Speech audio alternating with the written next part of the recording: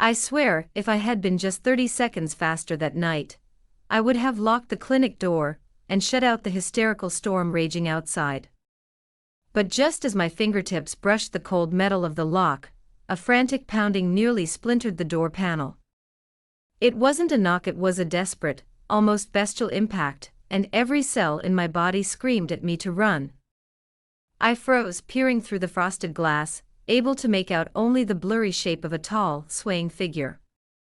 The pounding came again, weaker this time, followed by a suppressed groan that seemed torn from the depths of a chest, and it instantly choked the air from my lungs.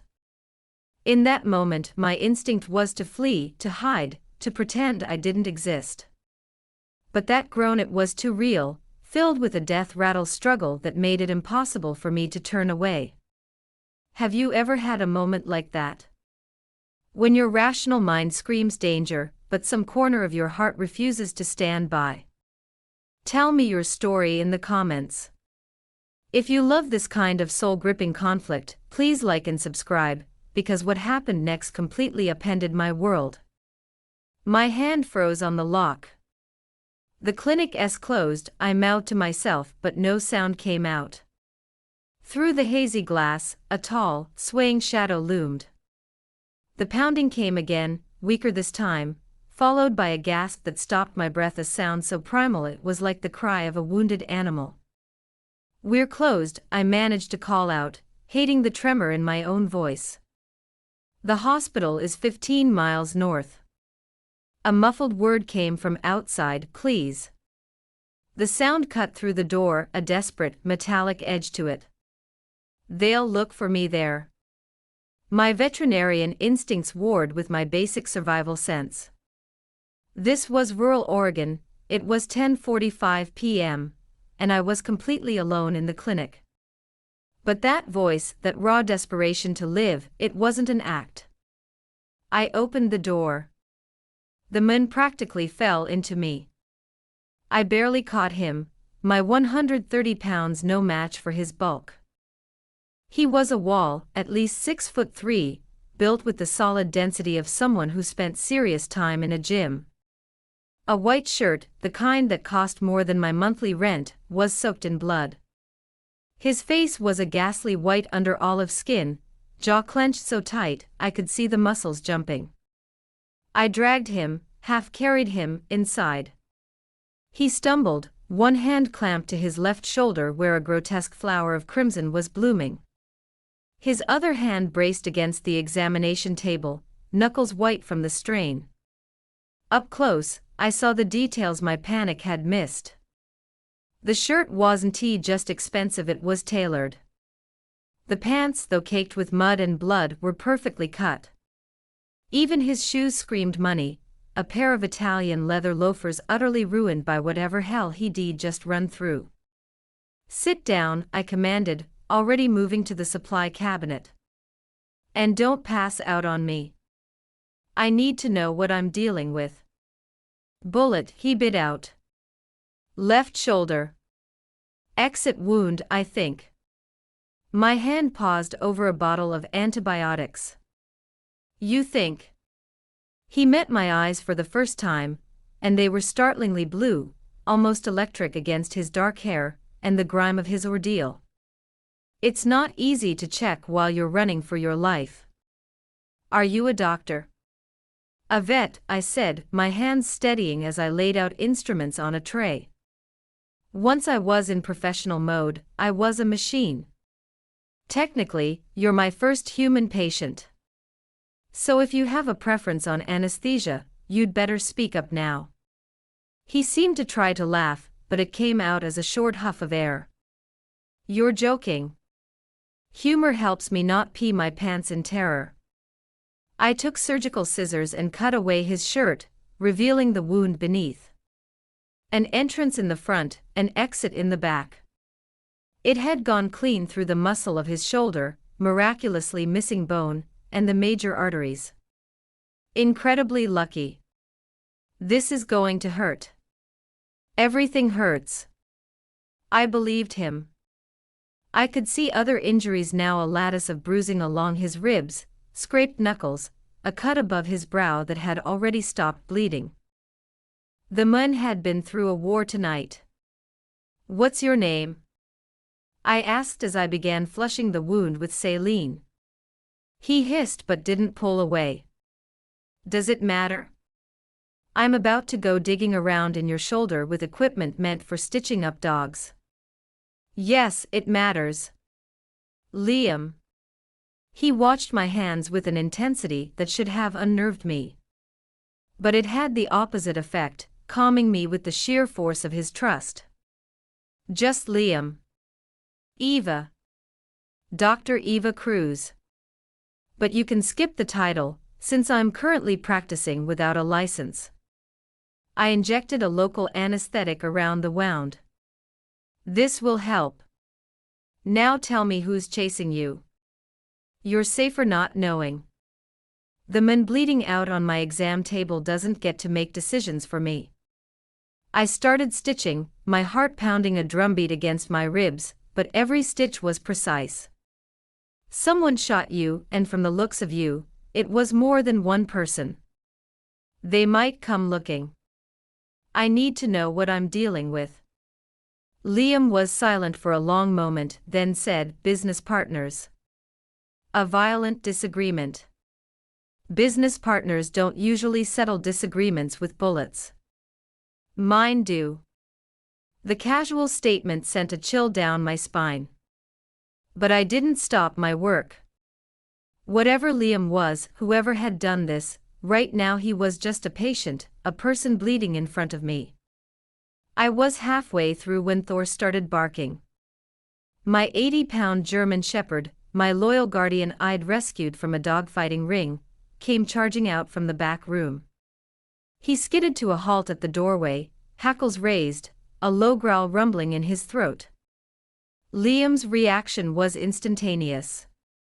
His right hand went to his waist, his body twisting with a spasm of pain. The movement tore open the stitches I'd just placed, and fresh blood welled up. "Don't move," I commanded, pressing gauze to the wound. "Thor, sit." The dog's growl cut off. He sat, but his eyes never left Liam, assessing, wary. Liam was rigid, the hand that had gone for a gun dropping away, but tension radiated from every line of his body. "Your guard dog," he said as I worked to stop the bleeding. "No, my friend. And you're going to have to hold still. I have to re-stitch this, and it's going to hurt more the second time."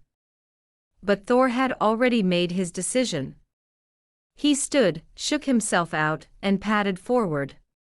He came right up to the exam table, nudged Liam's knee with his nose, and then did something he had never, ever done with a stranger. He simply lay down, right there at the bleeding man's feet. I stared, dumbfounded, watching my dog settle in, as if he'd found something worth guarding.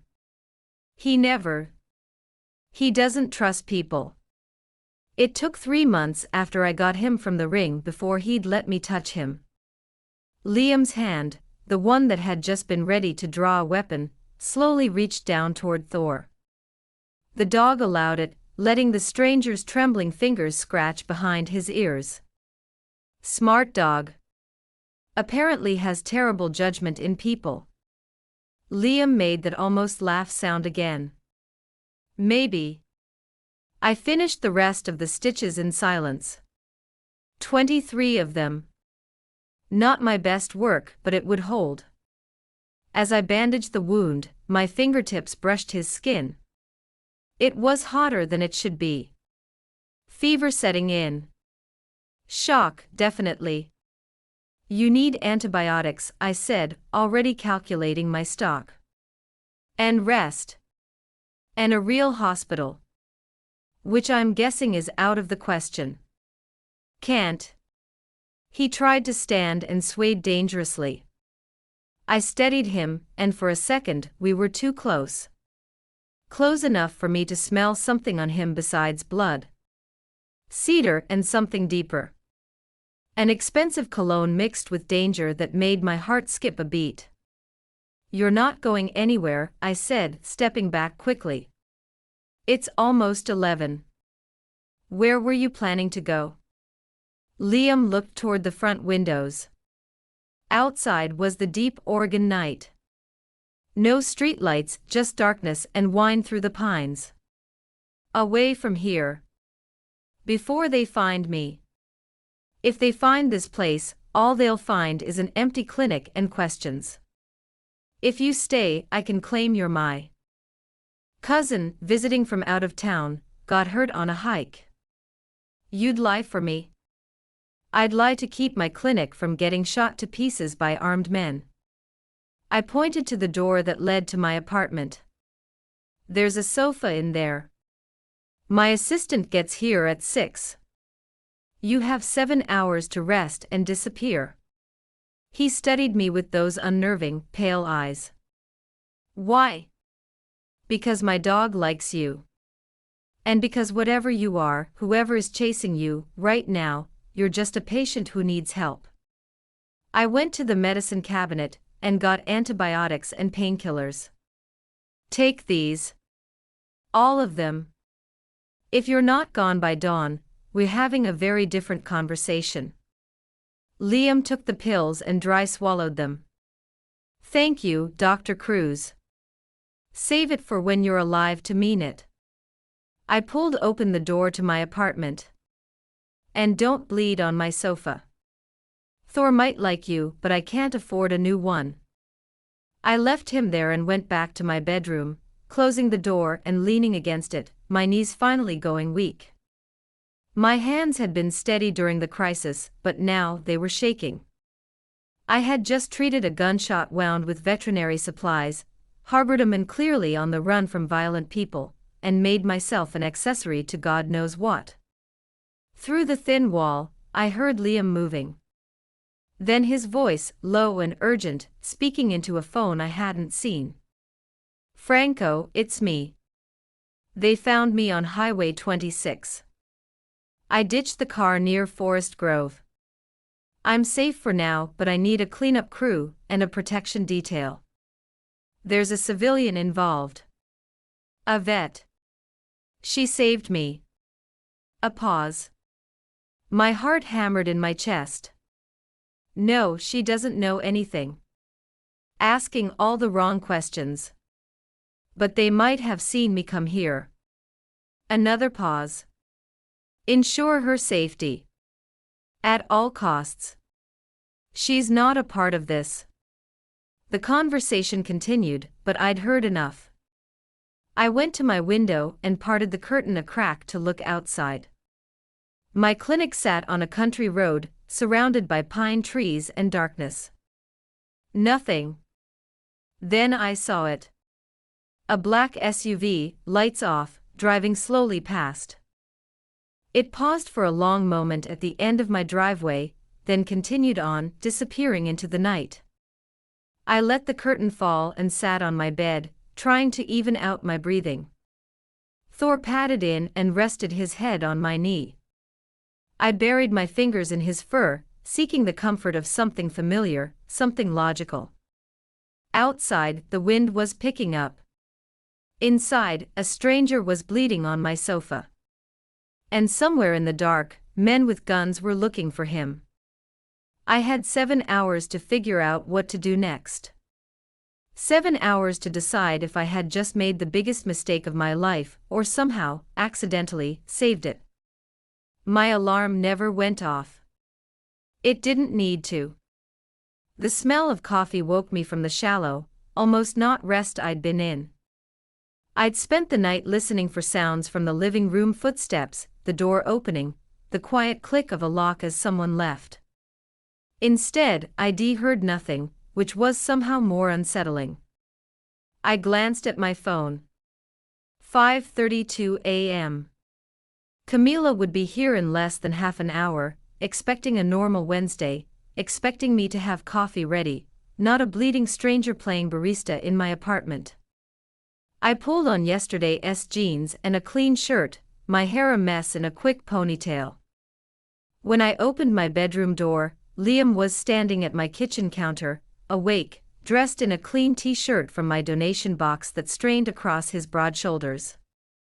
His injured arm was held carefully at his side, but he moved with an unnatural ease for a man who'd been shot less than 12 hours ago. "You should be unconscious," I said.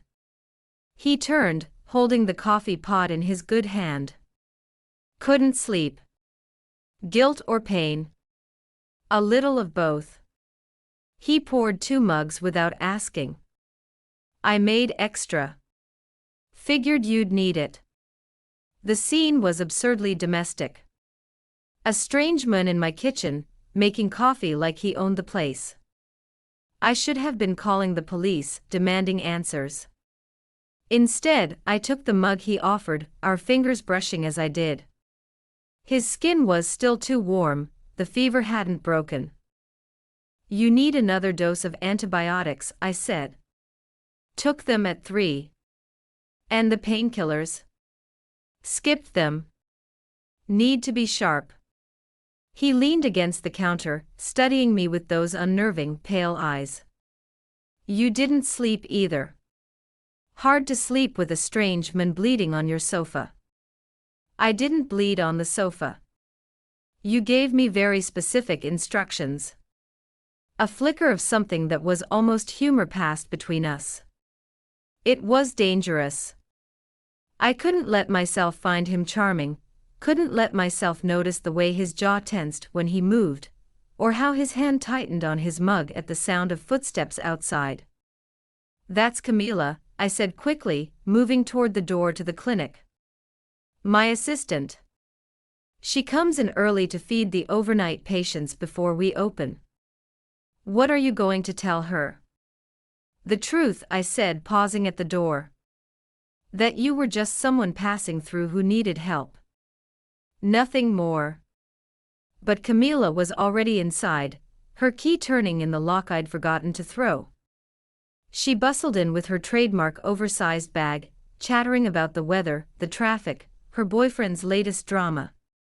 Then she saw Liam, and her words died mid-sentence. "Eva," she said, her eyes wide. You have a man here." "Cousin," I said instantly, the lie so smooth it could have been rehearsed. "From Brazil. Surprise visit. This is Liam." I gestured between them. "Liam, this is Camila, my colleague." Liam stepped forward, extending his good hand. When he spoke, his accent was suddenly thick, a Portuguese lilt coloring his English. "A pleasure to meet you. Eva speaks of you often." I had never mentioned Camila to him, much less Brazil, but he played the part flawlessly, even managing a slightly shy smile that made his face look less predatory. Camila relaxed a fraction. "Your cousin is handsome," she whispered to me, not quite quietly enough, then said aloud, "What happened to your arm?" "Hiking accident," Liam jumped in before I could speak. "Stupid, really. Eva patched me up in the middle of the night." "He got in late," I added, giving Liam a look that said we'll talk about this later. "Couldn't just leave him bleeding.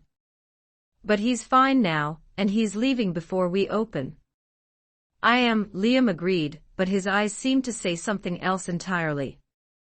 Camila looked between us, clearly suspicious but too polite to press. "Okay. Well, I'll go check on the overnighters. The beagle probably chewed up his bedding again."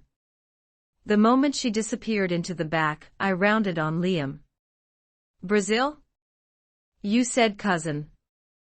I added credibility. He set his mug down, his expression shifting, all pretense of the visiting relative gone. "We have a problem." "We have nothing." "You have a problem." The back door of the clinic opened before he could finish. I hadn't even heard a car pull up. A man walked in, moving with the same quiet precision as Liam. He was older, maybe 40, with salt and pepper hair. He wore a black suit despite the early hour, his eyes scanning the space, taking inventory of the exits. "Boss," he said quietly. "Boss." The word landed between us like a stone. Liam's jaw tightened. Franco, I said to be discreet. I came up the service road. No one saw. Franco's eyes landed on me, assessing. Dr. Cruz. You know my name. I know everything I need to. He held out a phone, showing Liam the screen. They spoke in low tones, in what sounded like Italian, rapid and tense. I understood maybe 3 words, none of them comforting. English, I demanded. You're in my clinic. I have a right to know what's happening. Liam looked at me, and for the first time, I saw something like regret in those ice blue eyes. Last night wasn't random. It was an ambush. Organized. Professional. Who? A family, the Visani family. We've been at war for 3 weeks. He said it so casually, like discussing the weather. They've killed 3 of my men. I would have been another if I hadn't gotten lucky. The clinical part of my brain noted the words, organized, family, war. The rest of me felt a cold dread. You're mafia. I'm a businessman with violent enemies. That's not a denial. No, Liam said quietly. It's not. I should have been terrified. Should have thrown them out, called the cops, burned everything he'd touched. Instead, what I felt was closer to anger. You brought this to my door. I didn't have a choice. So what happens now? I gestured to Franco. He shows up in the middle of the night, calls you boss, and I'm supposed to just pretend I didn't see. Franco cut in. We have a bigger problem. Dr. Cruz needs to see this. He pulled up a photo on his phone. A dead man, his face a ruin of violence. Tucked into his jacket pocket, clearly visible, was one of my business cards. Where did you get this? My voice was steadier than I expected. One of the men from last night. Visani's crew. Franco swiped to another photo. This one was of my clinic, taken from a car. They know Liam was here. They're coming. As if summoned, headlights swept across the front window. A car pulled up outside. A black SUV with dark tinted windows. It stopped directly in front of the clinic entrance, engine still running. Liam moved faster than a wounded man should be able to. Before I could react, he had me pressed against the wall behind the reception desk, his body shielding mine. Franco disappeared into the back, one hand inside his jacket. Don't make a sound, Liam whispered in my ear. Don't move. 2 men got out of the SUV. I could see them through the slats of the blinds as they approached. One of them knocked a heavy, imperious sound. We're not open yet, I called out, proud of how normal I sounded. We're looking for someone, came the reply in a thick, Eastern European accent. A man was hurt in an accident last night. We heard there was a clinic here. Liam's hand found mine in the darkness under the desk. His fingers laced through mine, squeezing. A warning or a comfort? I couldn't tell. I stood, smoothed my shirt, and walked to the door but didn't open it. This is a veterinary clinic. I don't treat people. Maybe you made an exception, the man said with a smile that didn't reach his eyes. For a friend. I don't have any friends who get themselves shot.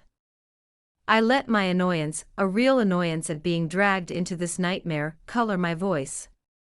Try the ER in Forest Grove. They specialize in that kind of stupid. The 2 men exchanged a look. The second one, shorter but more powerfully built, held up a phone and showed me a picture. It was Liam from before, uninjured, in a tuxedo at some formal event, looking like he owned the world. Have you seen this man? No. The second lie came easier. But if I do, is there someone I should call? If you see him, you call this number. He passed a card under the door. A plain white card with nothing but a black phone number. Immediately. It's important. Sure. I pocketed the card. Now if you'll excuse me, I have actual patients waiting. They left but not before giving the clinic my car, and the windows a hard look. I prayed Camila was staying hidden in the back animal room. The SUV pulled away slowly, deliberately, making sure I watched them go. I didn't move until the taillights were gone. My legs felt unsteady. Liam emerged from behind the desk, and up close I could see the tension coiled in him.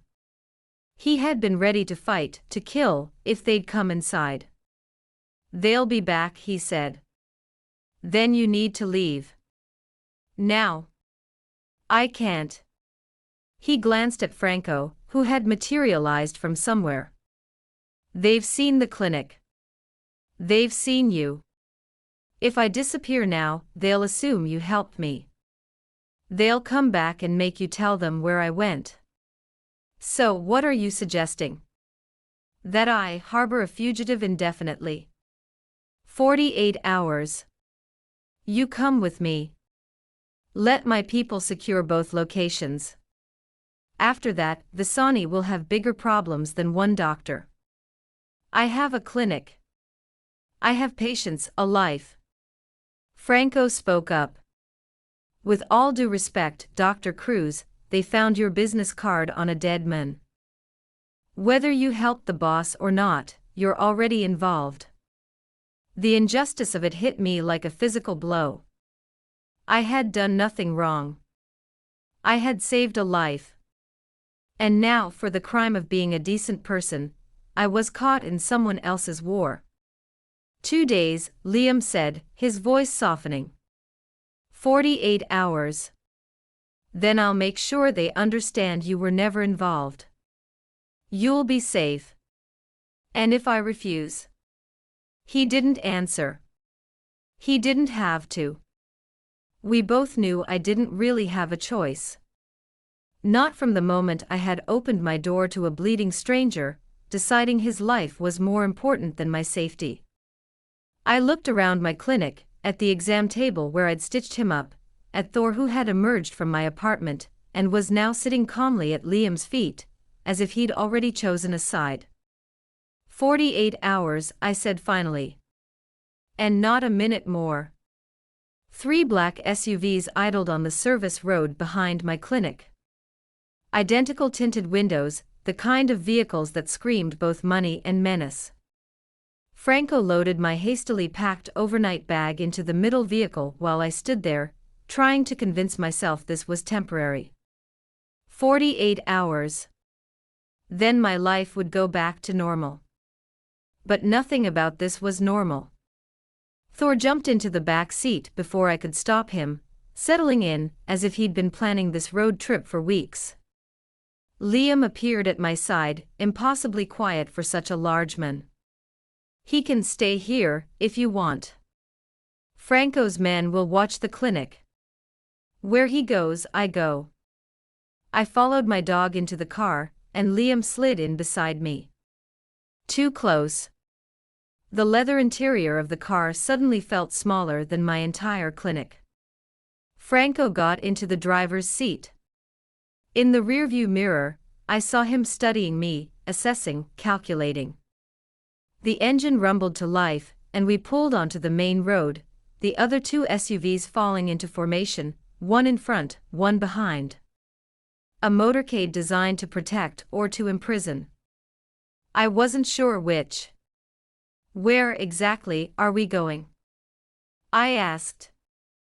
My estate. 2 hours north. Liam's injured arm rested carefully at his side. The heat hadn't left his skin, but he sat perfectly straight, alert. In the Cascades. Secluded. Defensible. Defensible. As in, a fortress. As in, safe, he said, his eyes meeting mine. For both of us. The car drove on, the scenery changing. Forest grove gave way to deeper wilderness, towns grew sparse, the roads narrowed. Liam took calls in Italian, his voice low and controlled. But I could feel the tension underneath it. Whatever war he was fighting, last night's ambush had clearly not been the end. When he finally put the phone away, a silence settled between us. Not entirely awkward but charged. Thor rested his head in my lap, a grounding presence in the middle of a world spinning out of control. "Tell me about Visani," I said finally. Liam turned to me. For a moment, I thought he would refuse. Then he sighed. Sergio Visani. 42. Controls operations from Seattle to Sacramento. Or he did, until he decided Portland was worth fighting for. And you control Portland? My family has held this territory for 60 years, since my grandfather came over from Naples. He said it matter-of-factly, like discussing inheriting a business, which I supposed it was. Just not a legal one. The Luminari family. We have rules. Standards. What kind of standards can the mafia have? A flicker of something dark crossed his face. We don't traffic in people. We don't touch kids. We don't sell heavy narcotics or weapons to terrorists. My grandfather believed that power came with responsibility. Not everyone in our line of work agrees. Visani doesn't agree. Visani is allied with the Solntsevskaya Bratva, a Russian outfit with no code other than profit. Liam's jaw tightened. They want Portland because it's a clean port city, perfect for moving product and people. I refused to cede territory, so they decided to take it. The clinical part of my brain noted his phrasing. Clean product. People. Euphemisms for crimes I didn't want to think too hard about. How long have you been fighting? The first hit was 3 weeks ago, but the tension's been building for months. He looked out the window at the passing trees. I knew it was coming. Just not when. The 3 men who died. Good men. Loyal. His voice had gone flat. 2 had families. Franco is taking care of things. I thought of the moment I'd brought him back from the brink, of the ripples from that single decision. Do you regret it? This life? Liam was silent for a long time. When he finally spoke, his voice was softer. I regret the cost. But my mother died when I was 12. Cancer. My father had abandoned us years before. My grandfather raised me, taught me everything. When he died, I inherited the responsibility. 200 families who rely on us for work, for protection, for a justice the law can't provide. That's one way to put it. It's the truth. Not the whole truth, but not a lie either. He turned to me fully. I'm not going to pretend I'm a good man, Eva. But in this fight, I am not the worst one. The way he said my name, carefully, deliberately, sent a jolt through me. Dangerous. I couldn't see him as anything but what he was, a criminal who had dragged me into his war. But Thor trusted him, and animals saw things people missed. Tell me about your clinic, Liam said, changing the subject. How long have you been there? Bought it with money I saved working for a big corporate practice in Portland. I scratched Thor's ears. I hated it there. Too many people treating animals like accessories. Out here, people care. They bring in stray cats with broken legs, they cry over horses with colic. You love it there. It's mine. I built it from nothing. I met his gaze. I guess it's like you and your family business. Just with fewer bullets. That almost smile appeared again, the one that softened his predatory face into something almost human. Far fewer bullets.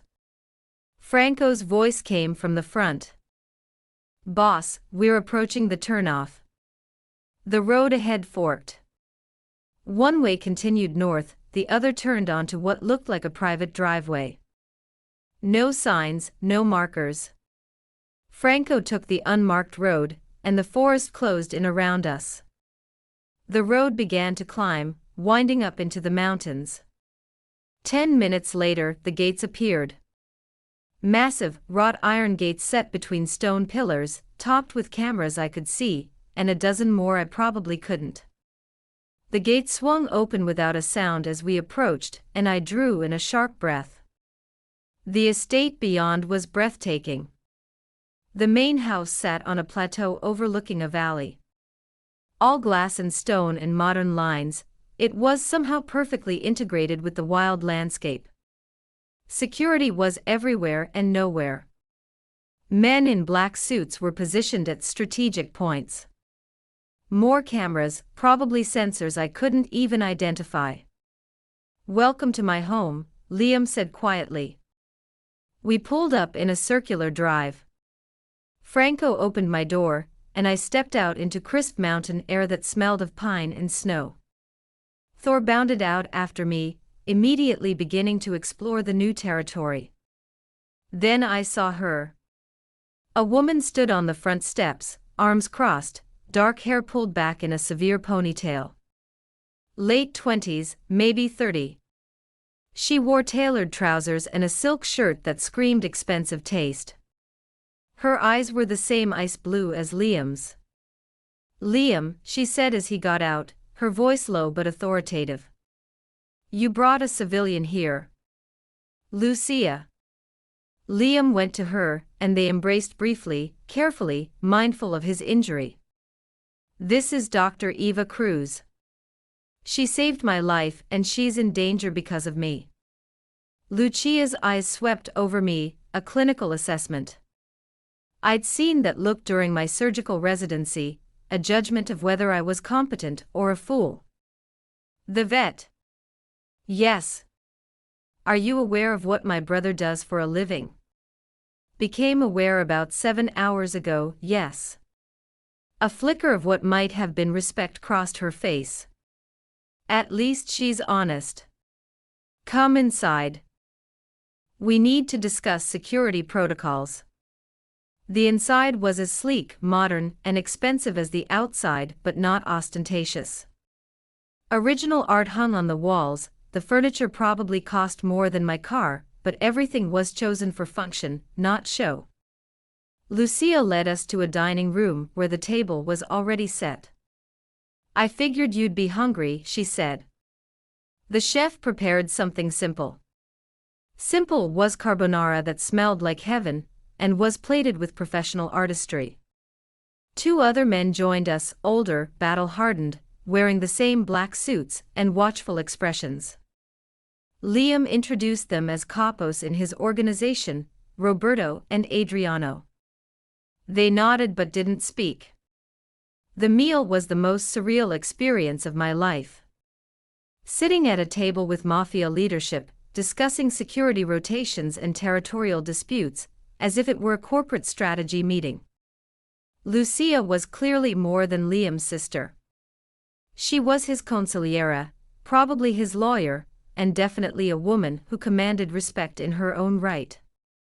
"Dr. Cruz," she said to me midway through the meal, "do you know how to shoot a gun?" I almost choked on my pasta. "What? A gun? Do you know how to use one?" "I'm a vet, not a mercenary." "That's not an answer." "No. I do not know how to shoot a gun." I put my fork down. "And I don't plan on learning in the next 48 hours. Lucia looked at Liam, who gave a slight shrug. "She has spirit, I'll give her that." "Spirit won't stop the Sani's men if they get past the outer perimeter." "They won't," Liam said, his voice full of absolute certainty. I've doubled the guards, installed a new sensor grid. We'll know if anyone gets within a mile of this place. After dinner, Liam showed me to a guest room on the second floor. To call it a room was like calling the Grand Canyon a ditch. It had a sitting area, a bathroom bigger than my entire clinic apartment, and a bed that could have comfortably slept 4 people. There are clothes in the closet, he said from the doorway. Might not be your exact size, but they'll be close. Lucia had them ordered when Franco called. This is too much. It's what I can offer, he said, leaning against the doorframe, a movement that made him wince. The adrenaline that had carried him through the day was fading. Without thinking, I went to him, my fingers instinctively going to his injured shoulder. You're pushing yourself too hard. That wound needs to rest. I'll rest when this is over. You'll rest now. I guided him to sit on the edge of the bed and pulled back his shirt to check the dressing. Some blood had seeped through. Not a lot, but not good. Stay here. I'll get something. When I came back from the bathroom with first aid supplies, he was still sitting there, waiting, trusting. I carefully changed his bandage, my fingers brushing against his skin, too hot, too alive. This close, I could see the fine lines at the corners of his eyes, the stubble on his jaw, the pulse beating in his throat. Thank you, he said quietly. For everything.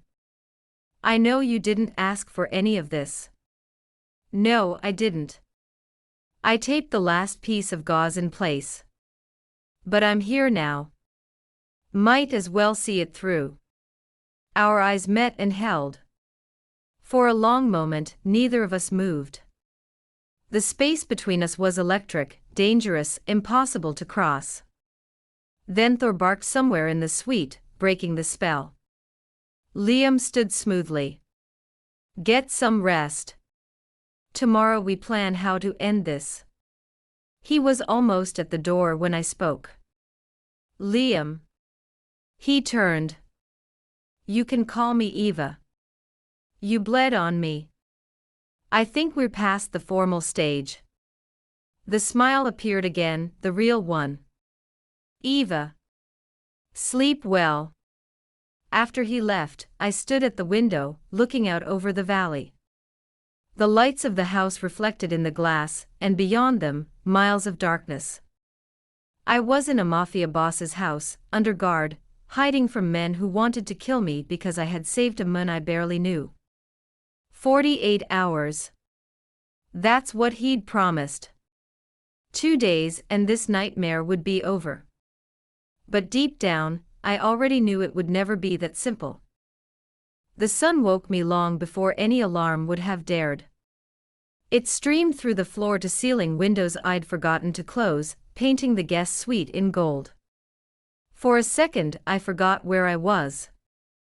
Then reality came crashing back. The mafia safe house.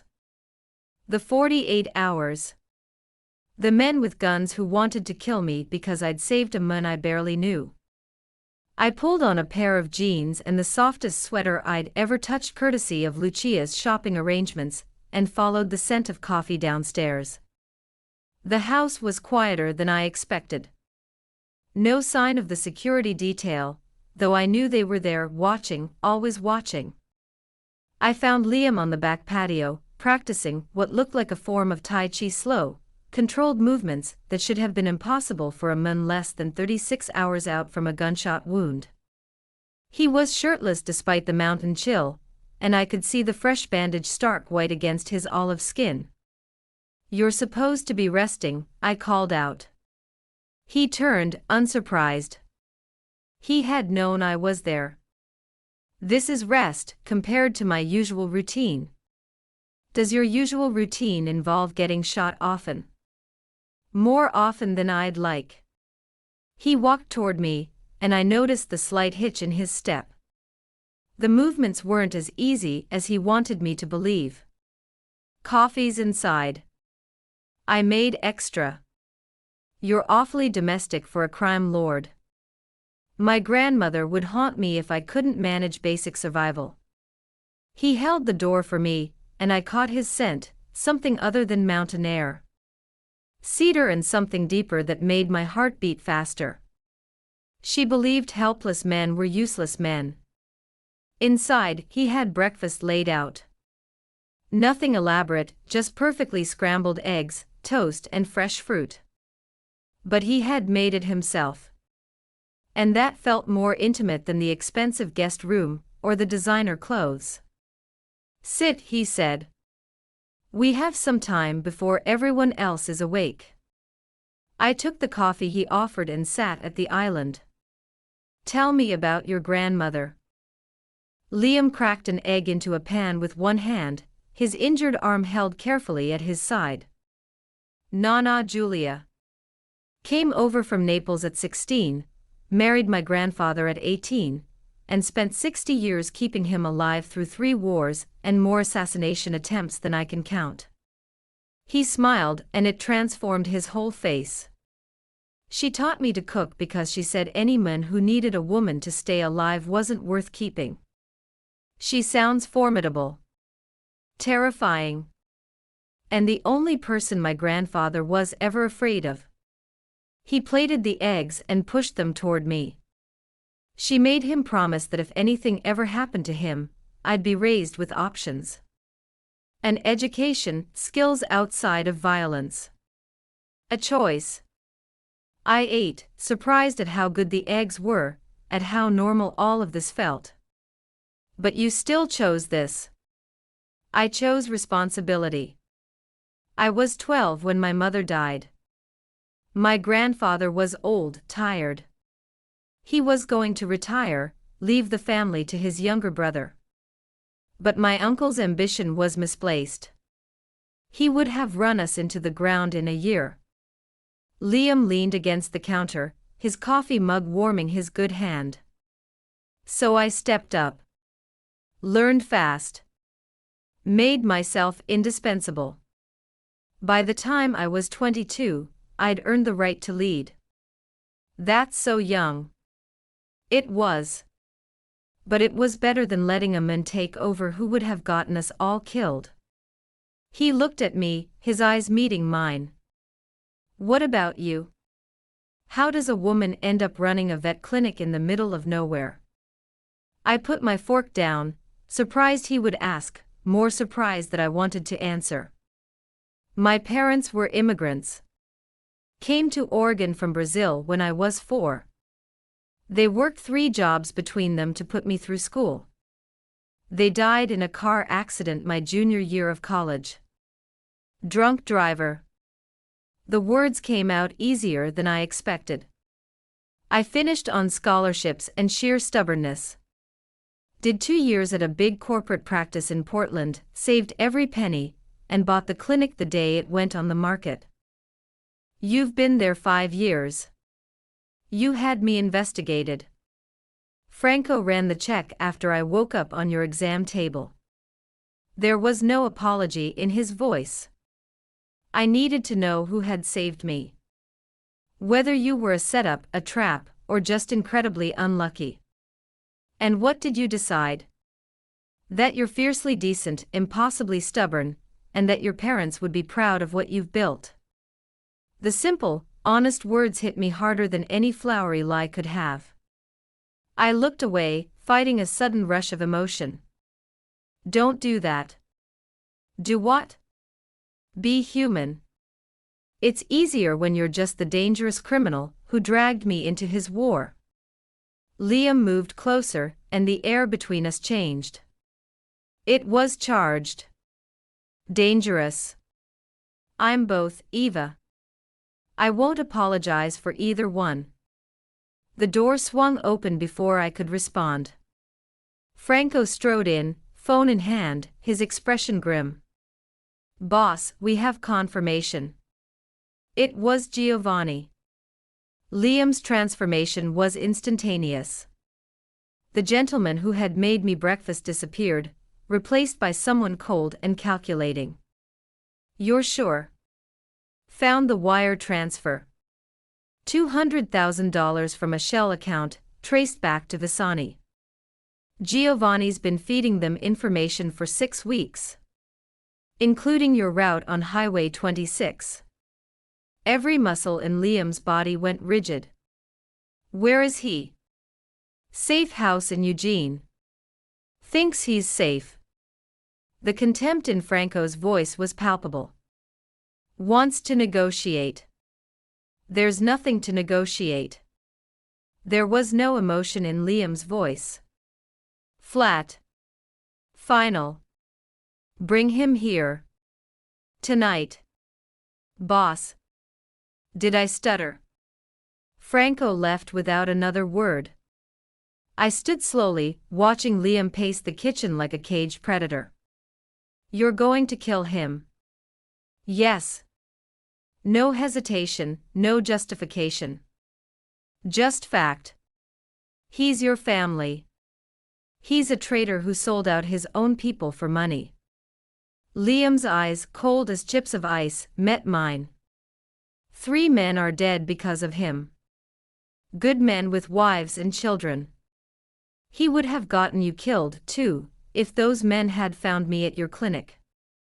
I'm not defending him, I said, moving carefully, as if approaching a wounded animal. But I need you to understand something. I spend my life saving things, healing things.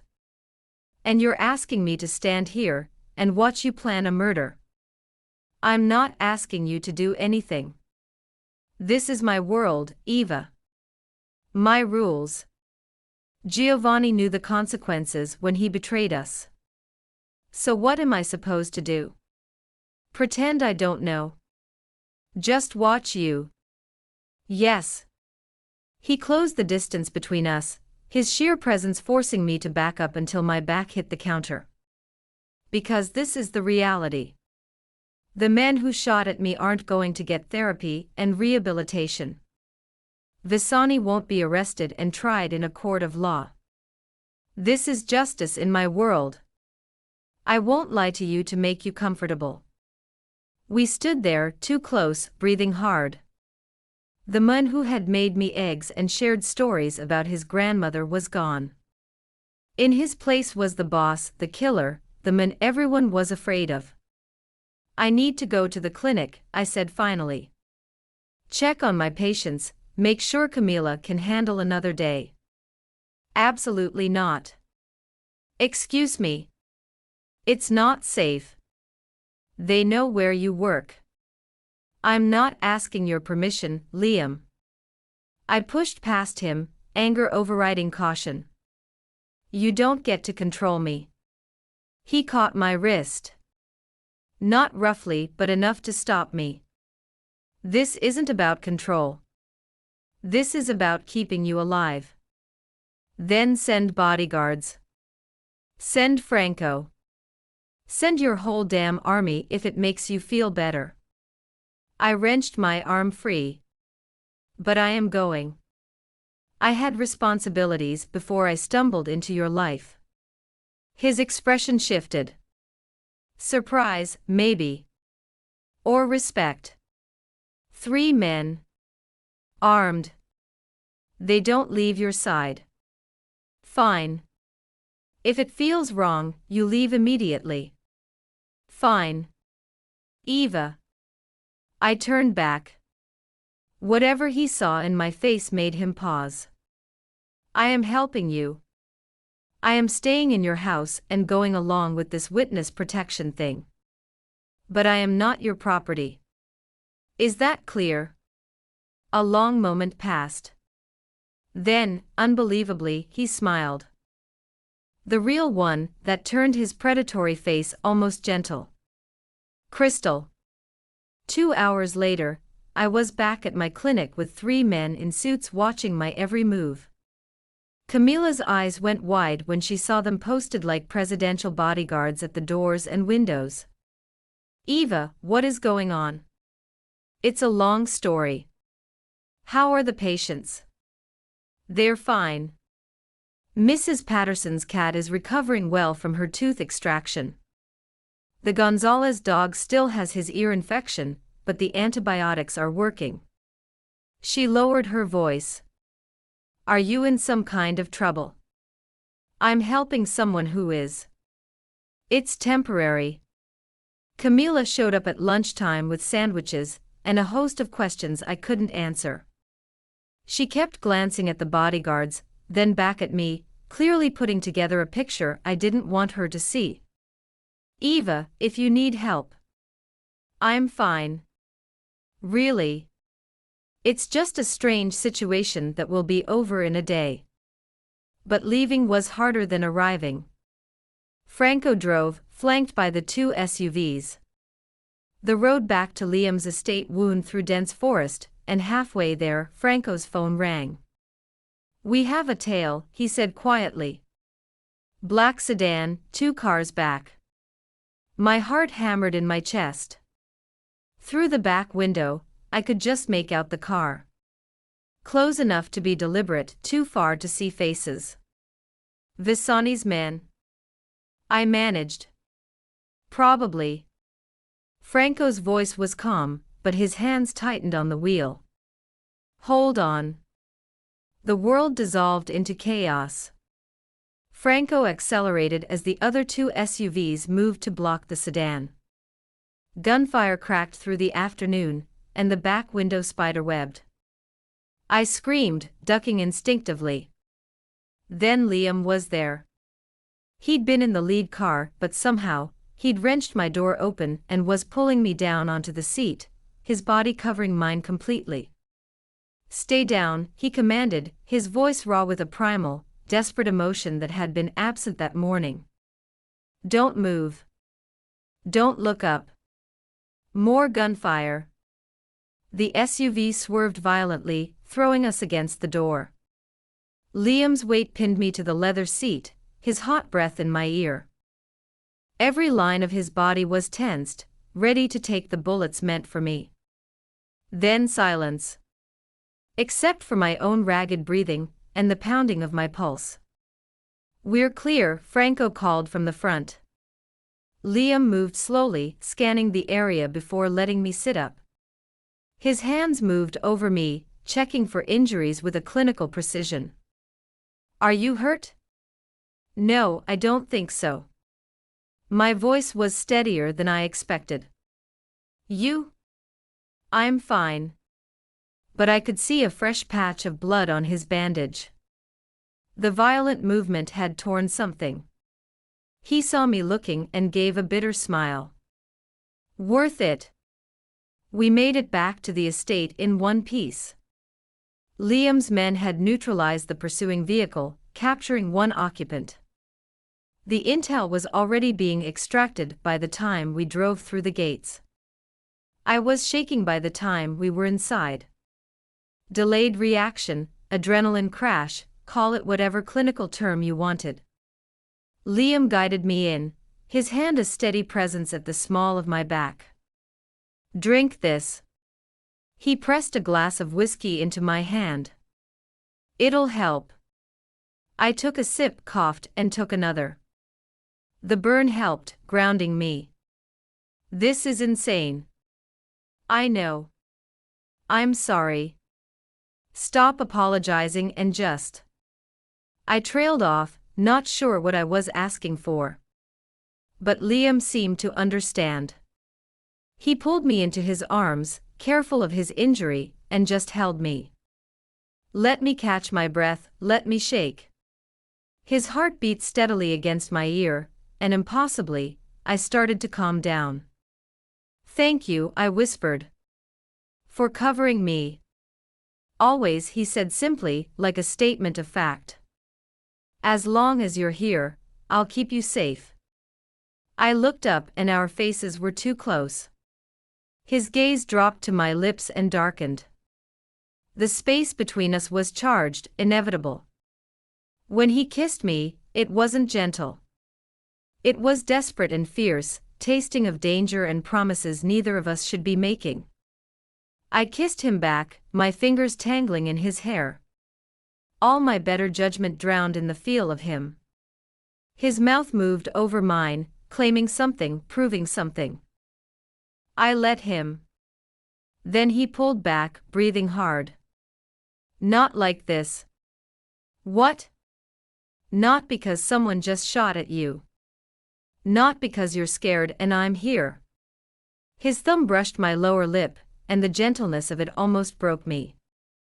When I kiss you again, Eva, I want it to be because you choose it. Not adrenaline, not fear.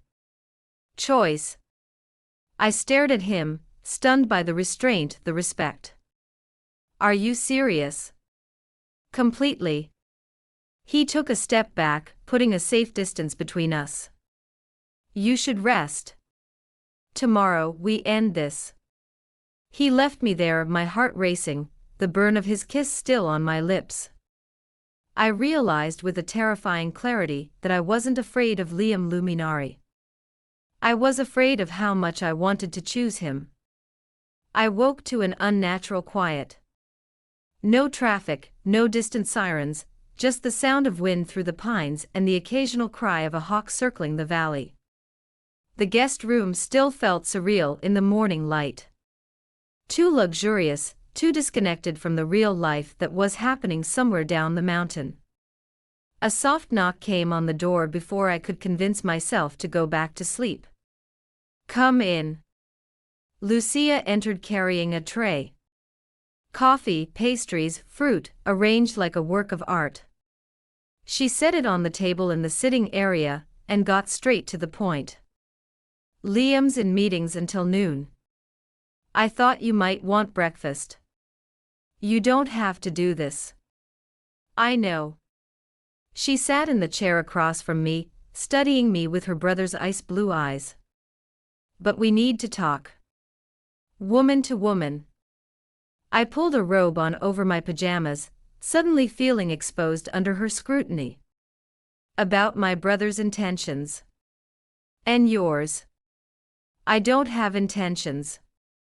I'm here because men with guns are trying to kill me for saving Liam's life. That's the situation. Not the intention. Lucia poured coffee with a practiced hand.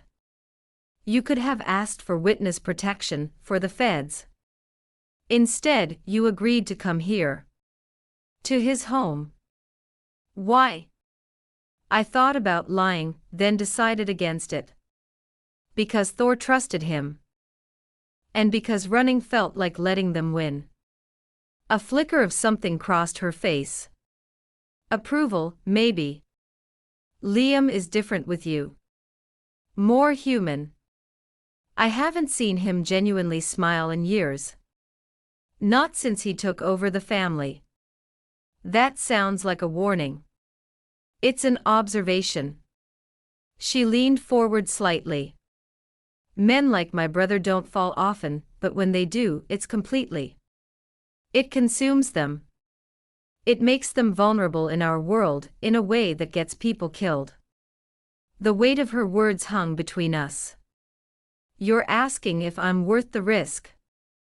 I'm asking if you understand what it means to be with him. For real. Not the romance novel version.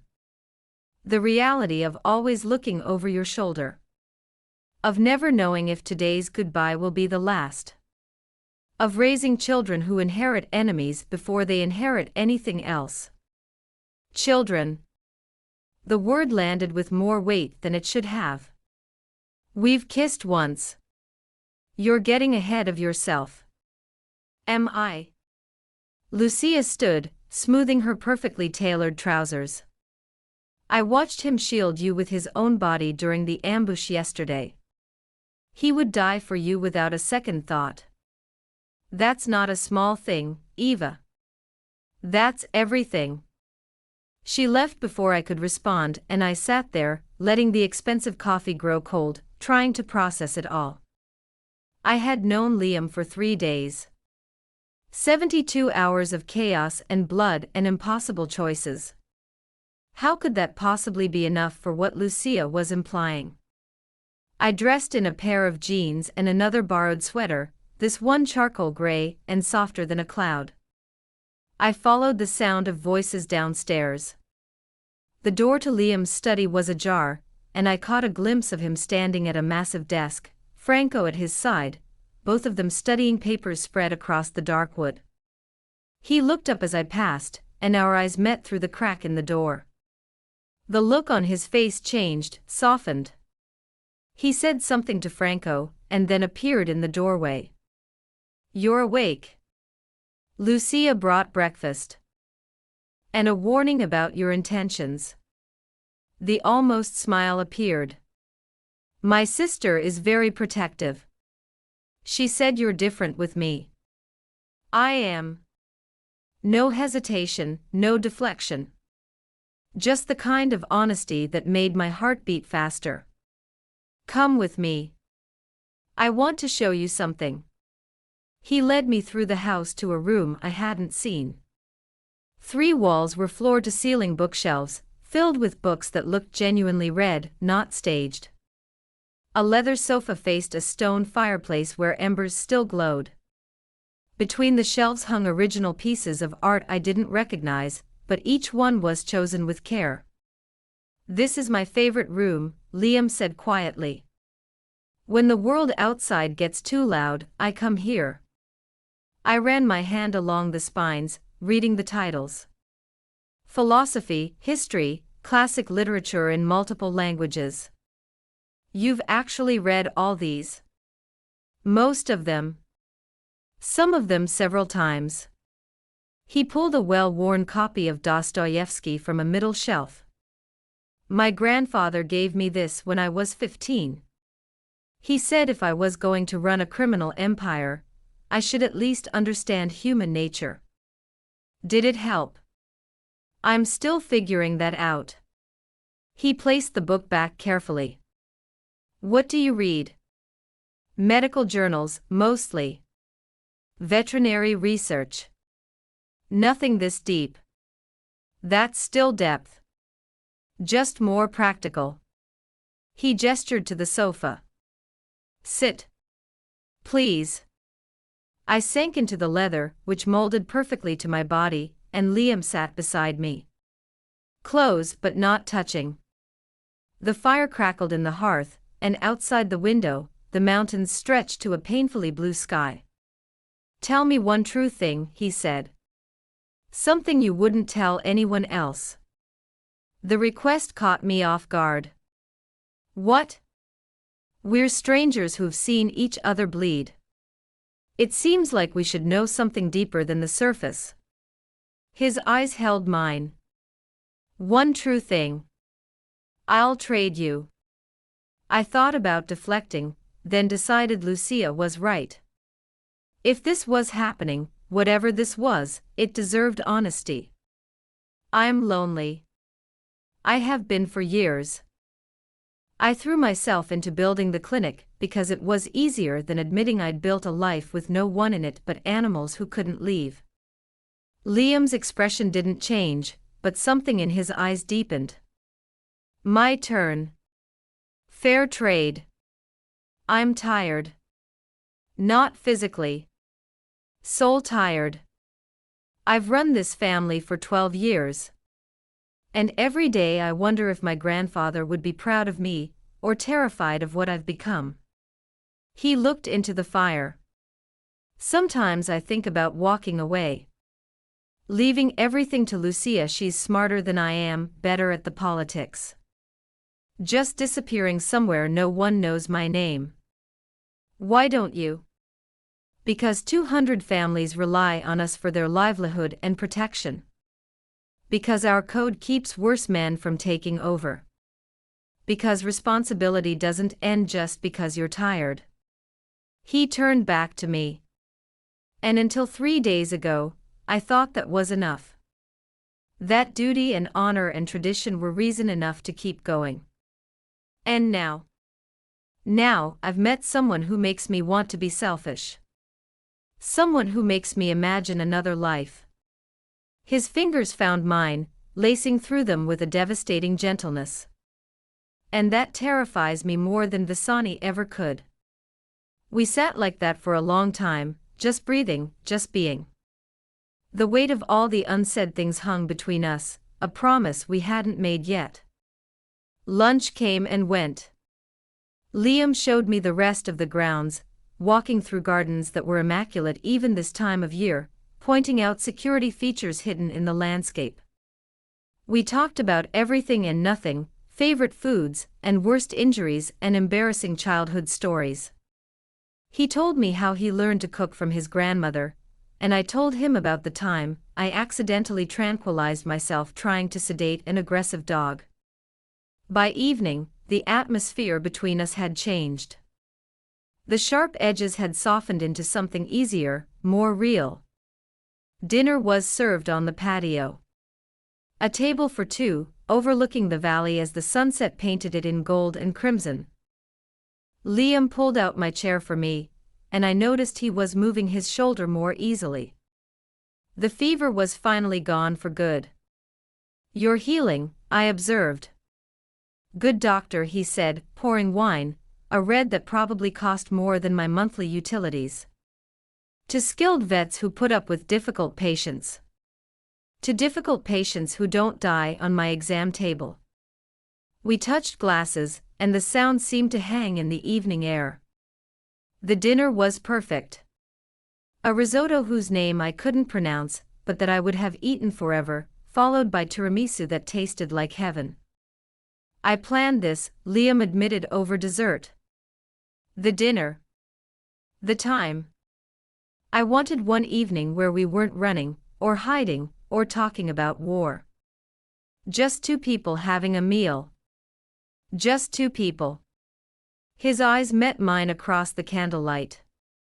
"Is that okay?" I didn't answer. Instead, I stood and walked around the table. He watched me approach, a dark, hungry look crossing his face. When I was close enough to touch, he pulled me down onto his lap. Carefully. Deliberately. "Eva," he whispered into my ear, "if you don't want this, tell me to stop." But I did. I wanted him with an intensity that should have terrified me. So I didn't speak. I kissed him. It was different from yesterday. This was a choice, sober and clear. His mouth moved over mine, memorizing the taste, the texture, the small sounds I made. My fingers tangled in his hair, and a low groan rumbled deep in his chest. Inside, he managed between kisses. "Not here. Not where anyone can see." He carried me through the house to his room, a part of the house I'd never seen. Dark woods and clean lines, a massive bed dominating one wall. He set me down gently, giving me space to change my mind, to run. I didn't run.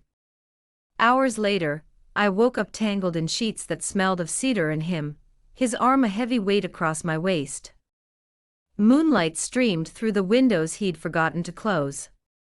For a second, everything felt perfect, inevitable, right. Then my throat was dry. I needed water. I carefully extricated myself from his hold, and, wearing his t-shirt, padded barefoot on the cool floors downstairs. The house slept around me. Security was outside, but inside there was only silence and shadow. I found the kitchen and poured a glass of water, drinking it standing at the sink, trying to process what had just happened. That's when I saw it. Franco's phone, left charging on the counter. The screen lit up with a notification, and my eyes caught the preview before I could stop them. "Mousetrap op successful. Visani takes bait tomorrow." My blood ran cold. I shouldn't look. I knew I shouldn't, but my hand moved anyway, a simple swipe unlocking it. The message thread opened, and what I read shattered everything. Target acquired. Cruise object confirmed as luminary weakness. Visani surveillance confirms interest. Phase 2. Allow controlled contact to establish pattern. Phase 3. Deploy object as bait for ambush. The phone nearly slipped from my hand. I scrolled up, reading more. Dates, times, plans laid out with clinical precision. And then, buried in an older message, the truth that turned my stomach to acid: boss confirms vet is acceptable collateral for op Vasani will move on perceived weakness. I had been the bait. From the very beginning. Liam had used me as bait to draw out Vasani. A footstep on the stairs made me spin around. Franco stood there, stopping when he saw what was in my hands. His expression went from surprise to something like regret. "Dr. Cruz, you shouldn't have seen that." "When?" My voice was steadier than I expected. "When was I going to find out I was the mouse in your trap?" "It wasn't." "Don't." I set the phone down carefully, afraid I might throw it. "Where's Liam?" "Dr. Cruz, if you'll just let me explain, where is Liam?" He appeared at the top of the stairs, shirtless, his hair a mess from sleep and my hands. He took in the scene instantly. The phone. My face. Franco's guilty posture. "Eva," he started. "Tell me it's not true." I backed away as he came down the stairs. "Tell me you weren't using me as bait from the very beginning." The silence stretched. And in that silence, I had my answer. "That's how it started," Liam said finally. "Franco suggested using you to draw Vasani out. To make him think you were important to me. But, Eva, that was before." "Before what?" "Before you actually slept with me." "Is that supposed to make it better?" My voice broke despite my best efforts. "Everything. Tonight. This afternoon. It was all part of the plan." "No. Last night was real. This afternoon was real." He moved closer, and I backed away until my back hit the counter. "The strategy was real. But everything between us, that how can I believe a single word you say?" Tears blurred my vision, and I hated myself for them. "You've been lying to me for 3 days." "I didn't lie. I just didn't tell you everything." "That's the same thing." I pushed past him and headed for the stairs, for my room, for anywhere that wasn't here. "I'm leaving. First thing in the morning, I'm gone." "Eva, please don't." I turned halfway up the stairs. "Don't say my name like it means something. Don't pretend tonight mattered. Just don't." I made it back to my room before the tears came in earnest. Locking the door, I slid down it to the expensive carpet, wearing his too soft shirt, and tried to breathe through the drowning sense of betrayal. I had been so stupid. Incredibly, impossibly stupid. To fall for a man who had orchestrated everything from the start. A man who had moved me around a chessboard and made me believe it was something else. Somewhere outside the door, I heard Liam's voice. Low, urgent, arguing with Franco in Italian. Then footsteps moving away, and finally, silence. I didn't sleep that night. Just sat there, replaying everything, every word, every touch, every moment I had thought was real, trying to separate the truth from the manipulation and finding I couldn't tell the difference anymore. By the time the sun came up, I had made my decision. The 48 hours were up. It was time to go home. Liam was waiting outside my door when the sun finally came up. I'd known he was there, had heard him sink down against the wall hours ago, a soft thud that spoke of surrender, not siege. "Eva, please let me explain." I opened the door because staying inside felt like ceding power. He looked worse than I felt. Hair a mess, eyes bloodshot, still in last night's clothes. A pang went through me at the sight of him, a pain I refused to examine. "Explain what?" "That you used me as bait, that every moment between us was a calculation." I crossed my arms, a physical barrier against the pull I still felt. "Save it. It wasn't like that." He stood slowly, and I saw how carefully he moved. His shoulder, the wound I had tended, was bothering him again. At first, yes. Franco suggested using you to draw Visani out. To make him think you were important to me. But Eva, I called it off. Yesterday morning, I told Franco to stand down the operation. Because you slept with me. Because you were important, he said, his voice breaking on the words. Because somewhere between you stitching me up and you facing down armed men in your clinic, you stopped being a strategy and you became everything. The honesty in his eyes almost broke me. But I had trusted those eyes last night, had trusted his touch and his words and the way he held me like I was precious. And it had all been built on a lie. I'm leaving now. Have Franco drive me, or I'll walk down this mountain myself. It's not safe yet. Visani, I don't care about Visani. I don't care about your war, or your territory, or your code of honor.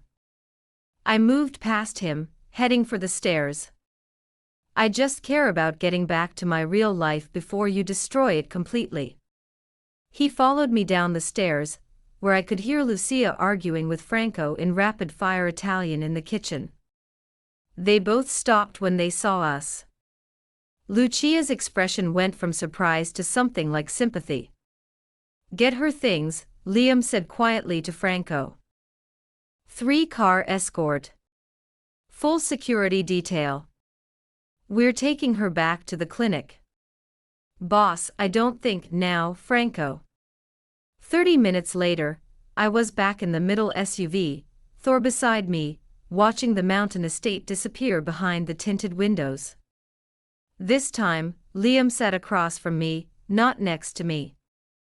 The distance felt like miles instead of feet. I meant what I said last night, he began after 20 minutes on the road. About wanting to be selfish. About you making me imagine another life. Stop. You deserve to know. I said stop. I finally looked at him, letting him see the hurt I'd been trying to hide. Don't you dare make this harder by pretending to be honest now. You had your chance and you chose manipulation. He flinched as if I'd struck him. Good. Let him feel a fraction of what I felt. The road wound down through the forest. Early morning mist clung to the trees like ghosts. Franco drove with his usual careful precision, flanked by the 2 SUVs. Everything seemed normal, controlled, safe. That's when the world exploded. The lead SUV erupted in a ball of fire, hit by a rocket or grenade with a precision that spoke of planning. Of professional execution. Franco slammed on the brakes, throwing us all forward. Liam's arm shot out, catching me before I could hit the front seat. Get down, he commanded, shoving me to the floor. Get down. Gunfire erupted, coming from all sides. Not Visani's men. The sound was different, heavier. And in the chaos, I heard shouts in Russian. My blood ran cold. The Bratva. The Russian outfit Liam had mentioned. They'd found us. More explosions. The rear SUV had its tires shredded, sending it into a spin. Franco tried to maneuver around the burning wreck of the lead car, but a black van slammed into our side. The impact threw me against the door, and despite Liam's attempt to shield me, my head hit something hard, making my vision swim with stars. Franco, get us out of here. Liam had a gun from somewhere, and was returning fire through the shattered window. But there were too many of them. Professional soldiers in tactical gear, pouring out of vehicles that had appeared from nowhere.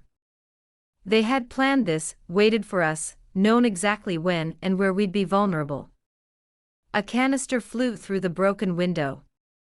Liam tried to grab it, to throw it back, but it detonated with a deafening bang. A flashbang. The world dissolved into white noise and blinding light.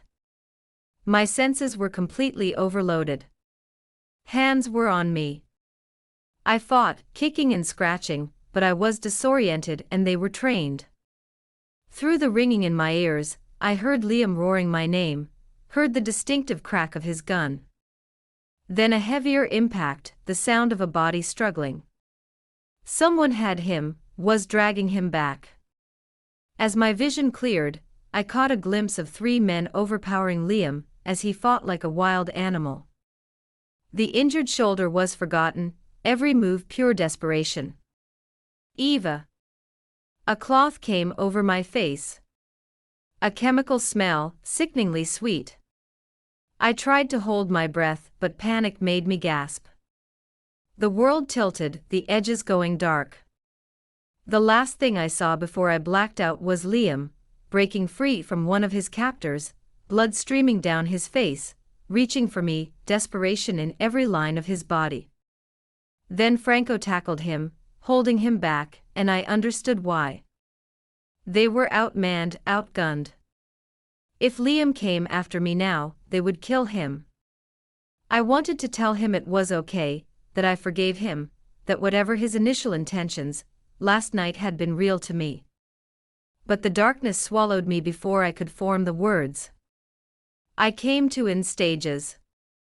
First, the headache, a violent pounding behind my eyes. Then the cold, seeping in from the surface I was lying on.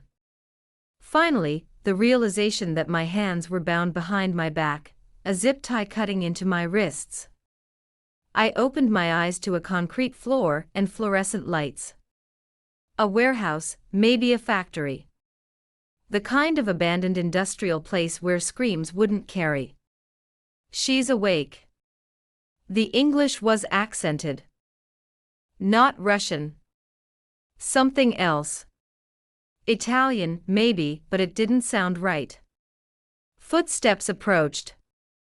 I forced myself to stay still, to be calm, to think like a doctor assessing a patient, not a hostage facing death. Panic was useless. Clinical observation was survival. A man crouched in front of me. 30s, expensive suit at odds with the warehouse, handsome in a cruel way, with dark hair and eyes that held no warmth. Dr. Cruz. We finally meet properly. I'm Adriano Moritoni. He smiled, a predator's expression. Luminari's little weakness. The vet who saved his life and stole his heart. I don't know what you think you know. Please. We've been watching since the night he stumbled into your clinic. Adriano held out a phone, showing me pictures. Liam and me in the garden. The dinner last night. Entering his bedroom. My stomach churned. It's touching. And incredibly stupid of him. What do you want? What I was hired for. Sergio Visani paid a high price for Luminari's territory. He'll pay an even higher one for Luminari himself. Adriano stood and paced, like he was giving a lecture. Originally, we were just support. But then you came along, and suddenly the great Liam Luminari had something to lose. And that changes the terms of the negotiation. I tested the zip tie. Too tight. My hands were already numb. He won't trade his territory for me. No. But he will come for you. Tonight, tomorrow, soon. And when he does, we will be ready. Adriano's phone rang. He answered, speaking rapid-fire Russian, then switching to Italian, arguing with someone. While he was distracted, I kept working the zip tie. Vet school had taught me about knots, about how to free myself from the jaws of a panicking animal. This was no different. The plastic cut deeper and blood slicked my wrists, but it helped, making my hands slippery. Adriano hung up and turned back to me. Your lover just called. Offered 5 million and half of Portland for your return. Touching. No. 5 million. Half of Portland. Everything Lucia had warned me about. Everything Liam had built for 12 years. He was willing to burn it all for me. The realization hit harder than any weapon could have. He meant it. Everything he'd said last night about wanting to be selfish, about choosing me, it had been real. You won't live to spend it, I said quietly. Liam doesn't negotiate with people who take what's his. Ah, but he's already negotiating. Already weak. Adriano checked his watch. He has until midnight. Then I start sending pieces of you back to him until he agrees to my terms. He walked away, leaving me with 2 guards who watched me from across the warehouse. I kept working the tie, ignoring the pain, the blood, the fear that tried to crawl up my throat. My right hand finally slipped free, taking a layer of skin with it, but it was out. I kept my hands behind my back, hiding my progress. Professional soldiers didn't make amateur mistakes. I needed one chance, one distraction, one opening that would give me a sliver of hope before midnight came, and Adriano made good on his threat. Somewhere in the mountains, Liam was planning. Gathering his forces. Coming for me, just as Adriano had predicted. And when he did, a lot of people were going to die. I closed my eyes, trying to slow my breathing, preparing for what came next. Because Adriano had made a fatal mistake. He thought I was helpless, weak, a damsel waiting to be rescued. He never considered that I might just rescue myself. 8 hours. That's how long I spent on a cold warehouse floor, watched by 2 Russian mercenaries. 8 hours of planning, waiting, searching for any opportunity that might let me live past midnight, past the deadline Adriano had set. My wrists were raw from my constant struggle, dried blood a sticky film on my palms. But I was free. My hands remained behind my back, feigning captivity, waiting for the moment that would never be perfect but might be good enough. That moment came when Adriano's phone rang. He took the call, his voice rising in Russian. An argument. Something he'd orchestrated had gone wrong. He gestured sharply at one of the guards, who walked over to him, leaving only one man watching me from across the warehouse. I didn't think. Thinking meant hesitation, and hesitation meant death. I launched myself toward the nearest exit, a loading bay door 20 feet away. My legs burned from sitting for so long, muscles protesting, but adrenaline pushed me forward. Stop her! Adriano's shout echoed off the concrete walls. Footsteps thudded behind me. Too close, too fast. I wasn't going to make it. My hand had just touched the door handle when a pair of arms wrapped around my waist from behind, yanking me backward. I twisted, slamming my elbow back into soft tissue. The guard grunted, his grip loosening enough for me to wrench free. And then, the warehouse exploded. Not literally, but it might as well have. The loading bay door I had been running for imploded inward, metal screaming, as it was torn from its frame. A flood of men poured through. Armed, professional, moving with military precision. And at their head was Liam, his face a mask of absolute fury. Our eyes met across the chaos. Time seemed to slow. Everything was crystal clear.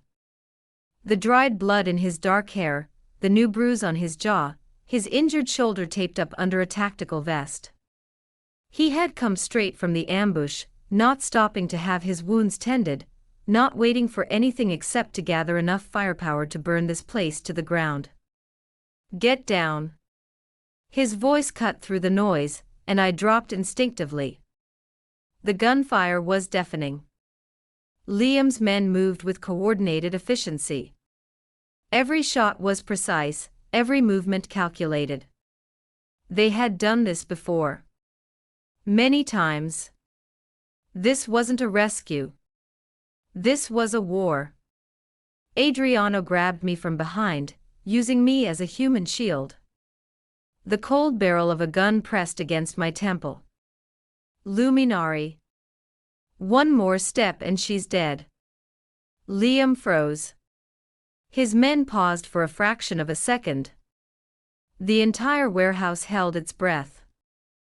Let her go, Moritoni. There was no emotion in Liam's voice. Flat. Final. The same tone he'd used when he'd ordered Giovanni's death. There are only two ways this ends. You die quickly, or you die slowly. Pick one. I pick option 3.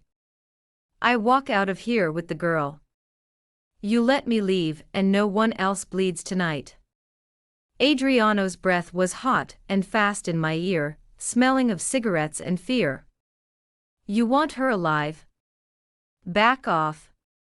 Liam's gaze met mine across the distance. In his eyes, I saw the calculation. The strategy. The mob boss weighing options, measuring outcomes. But I saw something else, too. Rage. Pure volcanic rage, barely contained by that icy control. I made a choice. I dropped my full weight, going dead in Adriano's arms. His grip slipped, the gun barrel moving off my temple for 1 second. Just 1 second. It was enough. Liam's shot was perfect. The bullet hit Adriano in the shoulder, spinning him around. I rolled away as Franco and 2 others closed in, weapons trained on him. But Adriano wasn't done. He pulled something from his jacket. Not a gun. A detonator. The building is wired, he gasped through the pain. I let go, we all die. Liam walked toward him slowly, his aim never wavering. So don't let go. Visani warned me you were crazy. Said you'd burn your whole empire for a woman. Adriano's laugh was wet, filled with pain. I didn't believe him before. Your mistake. Liam was close now. Too close. Within arm's reach if Adriano wanted to grab him. Eva. Walk slowly to Franco. I got to my feet, shaking, and started to move. Every step felt like miles, like walking through sand. Adriano's eyes tracked me, calculating if I was worth dying for. Luminari, someone shouted from the entrance. Fire in the southeast corner. Smoke was beginning to billow from the back of the warehouse. Not Adriano's detonator. Something else. Either his men creating a diversion, or Liam's men creating a distraction. It didn't matter. The building was going to burn. Adriano's focus shifted for a split second. Liam moved. Faster than a wounded man should be able to, faster than any man should. He closed the distance, knocked the detonator from Adriano's hand, caught it before it hit the ground, and put 3 rounds in his chest before Adriano could react. The body fell. Liam pocketed the detonator and turned to his men. Everyone out, now. But the fire was spreading faster than it should, probably an accelerant. The southeast corner was fully engulfed, flames licking up the walls toward the roof. The smoke was thick and choking. I couldn't see the exit anymore. Nothing but orange glow and shadow. An arm wrapped around me from behind. Liam. Hold your breath. Stay with me. He pulled me through the inferno, one arm around my waist, his other hand still holding his weapon. The heat seared my skin. The smoke burned my lungs despite my efforts not to breathe. The world narrowed to the beat of his heart against my back, and the sure grip of his hand. We burst through the loading bay doors into the cold night air. I gasped, coughed, and gasped again.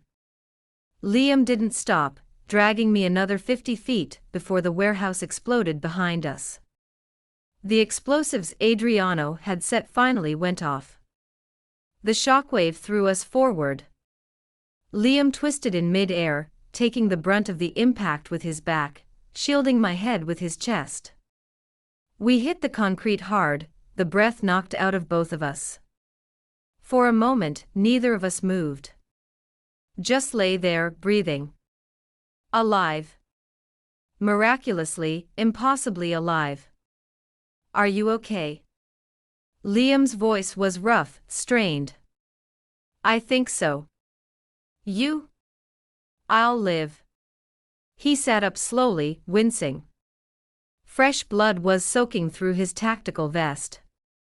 The shoulder wound had opened again. God, Eva, when I saw them take you. I know. I pressed my hand to the bleeding. I know. You need a medic. We need to get you out of here. He got to his feet, pulling me up with him. Franco was suddenly there, taking Liam's other side. Boss, we have to go. Cops will be here any minute. 2 SUVs were waiting on the service road. I was pushed into one. Liam followed, despite Franco's attempt to get him into the other car. I'm not letting her out of my sight, he said, his voice leaving no room for argument. We drove fast, lights off, through back roads I didn't recognize. Liam's hand found mine in the dark and squeezed. I called it off. The operation, yesterday morning. I told Franco you were no longer the bait. I know. He told me, I said, watching him in the dim light of the dashboard. You offered them everything. Half of Portland. $5 million. I would have offered more. I would have given them the whole territory if that's what it took. His thumb traced circles on my palm. I meant it. All of it. About wanting to be selfish. About choosing you. Even after I said I was leaving. Especially then. He leaned his head back against the seat, exhaustion finally catching up to him. You had every right to leave. You still do. But I needed you to know the truth first. Whatever strategy it started as, it became real. The SUV pulled into what looked like a private medical facility. Clean, modern, discreet, the kind of place that didn't ask questions about gunshot wounds. Franco had called ahead, and doctors were waiting.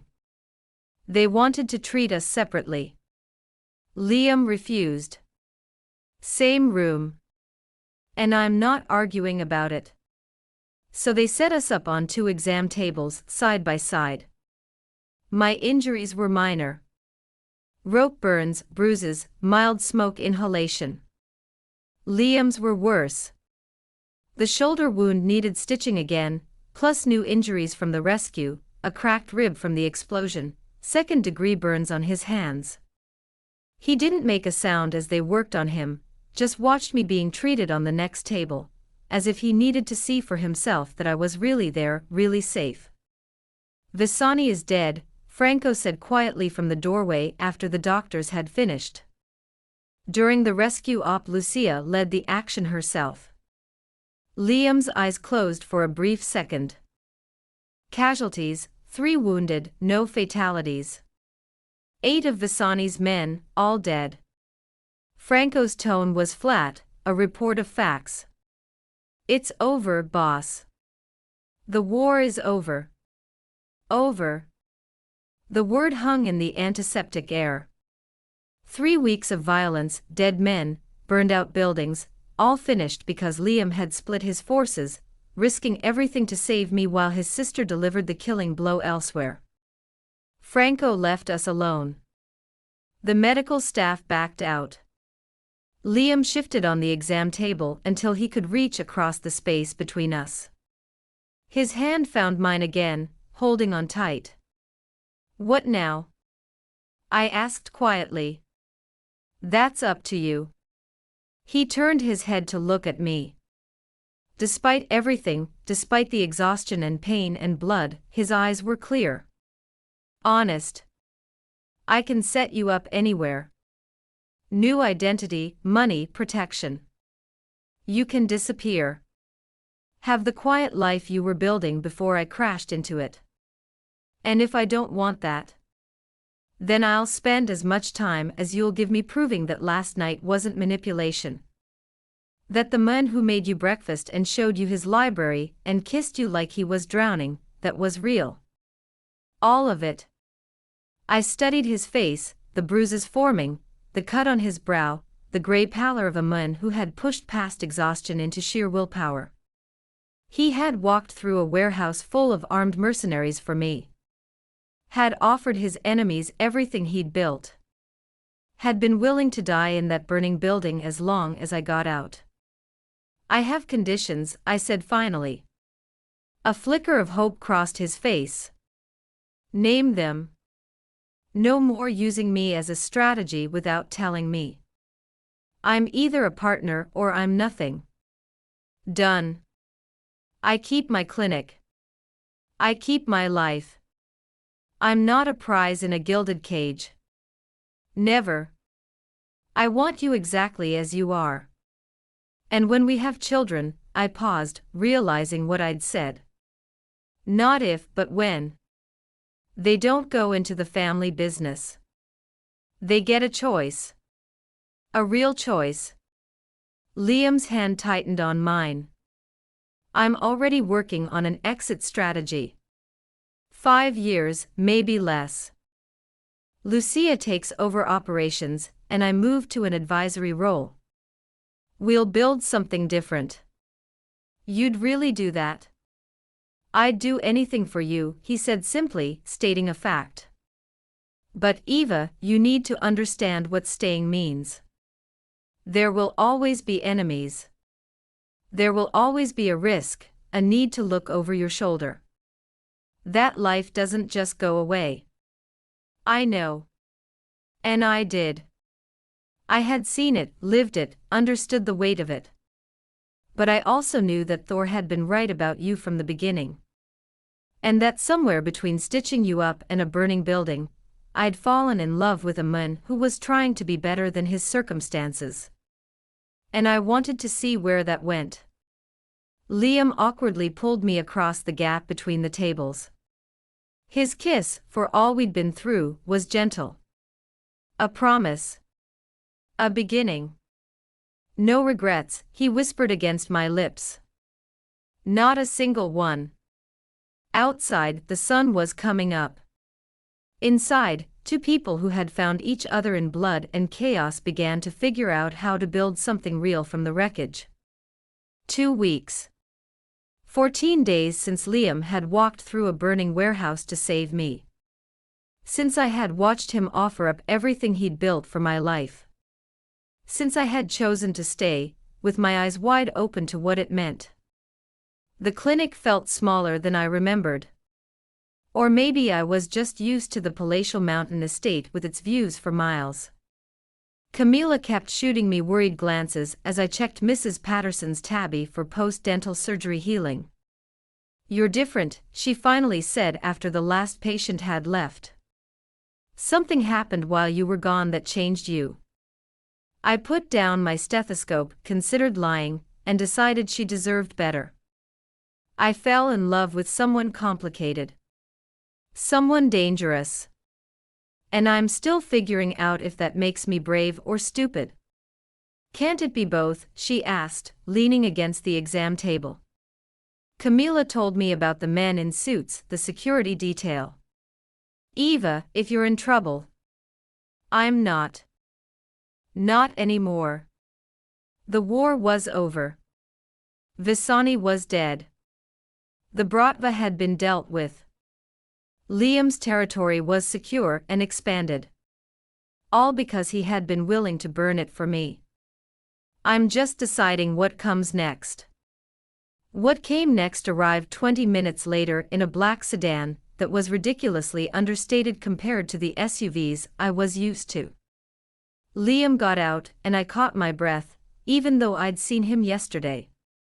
He wore dark jeans and a leather jacket, casual by his standards, but he still moved like he owned every space he entered. Is that the cousin? Camila's eyes were wide. That's Liam. And no, he's not my cousin. Oh my God, Eva. You should have led with that. Liam walked in and Thor immediately trotted over, tail wagging like they were old friends, which I suppose they were. Liam expertly scratched the dog behind the ears, and then his eyes found mine. Can we talk? Camila disappeared with impressive speed. Liam waited until we were alone and pulled an envelope from his jacket. Legal documents. My name was on every page. The clinic is yours, free and clear. I paid off the mortgage this morning. He put another document on the counter. This is a trust fund. $500,000 managed by an independent firm. No strings attached. My throat tightened. Liam. Let me finish. He moved closer but didn't touch me. Giving me space. Respecting boundaries even now. You need to be able to choose freely. To be with me because you want to, not because you're trapped or dependent.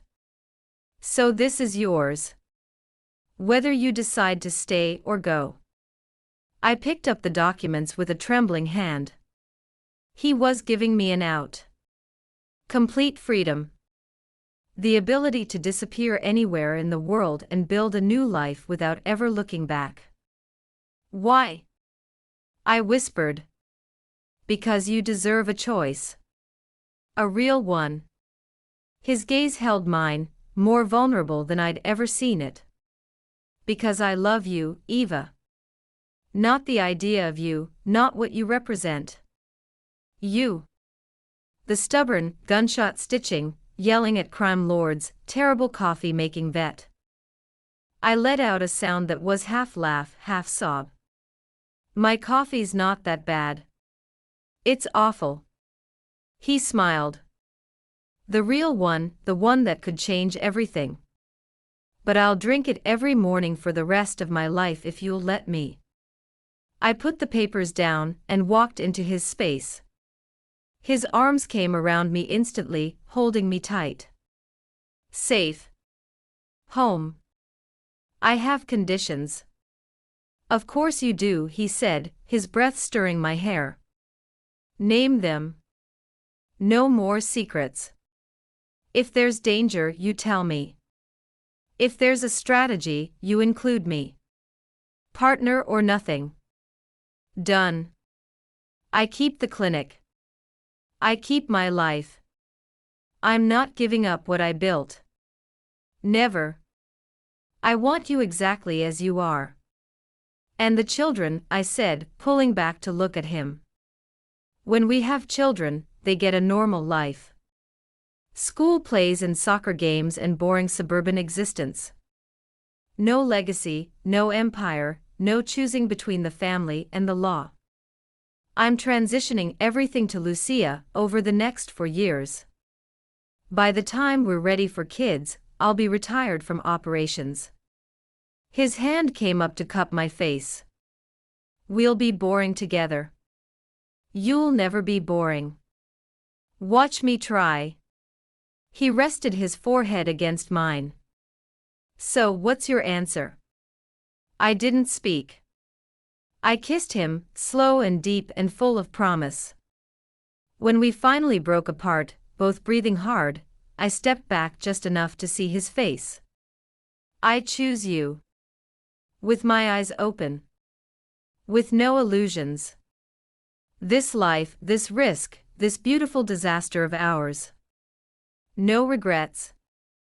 Ask me in 50 years. It's a deal. He kissed me again. And this time it felt like a beginning, not an end. 6 months later, I stood in Liam's dining room, watching the organized chaos of a family dinner. Lucia was arguing politics with Roberto while Franco carefully avoided taking sides. Adriano's replacement, a quiet man named Paolo, listened more than he spoke. Camila had been invited and was charming everyone with surgical precision. Thor slept under the table, occasionally getting a scrap of food when Liam thought I wasn't looking. "You're staring," Liam murmured in my ear, his arms coming around my waist from behind. "I'm appreciating." "There's a difference." "Appreciating what?" "This. You. The fact that we got here." I turned in his arms, letting him see the emotion I no longer hid. 6 months ago, I had nothing but animals. Now I have this strange, wonderful, slightly criminal family that somehow became mine. Slightly criminal. Lucia raised her glass from across the room. "I'm a licensed attorney, thank you very much." "An attorney who exclusively represents criminal clients," I shot back with a grin. She laughed, and the sound filled the room with warmth. Liam's hand found mine, his fingers lacing through them with a practiced familiarity. 6 months. Long enough to know this was real. Short enough that I was still sometimes amazed by it. "Everyone." Liam tapped his glass, waiting for quiet. When he had everyone's attention, his arm tightened around my waist. "Eva and I have an announcement." I showed them the ring. A simple platinum band with a single diamond. Not ostentatious but perfect. Lucia shrieked. Actually shrieked. Franco smiled, a genuine, warm expression. Camila had happy tears in her eyes, and the rest of the table erupted in congratulations. "Took you long enough," Lucia said, hugging me tight. "I had this date circled on my calendar for months." "And you're not presumptuous at all, are you?" "I'm well informed." "There's a difference." She pulled back, studying me seriously. "Are you sure about all this?" "Completely." And I was. Sure about exactly what I had chosen. The danger that would probably never fully disappear, the looking over my shoulder, the complicated legacy.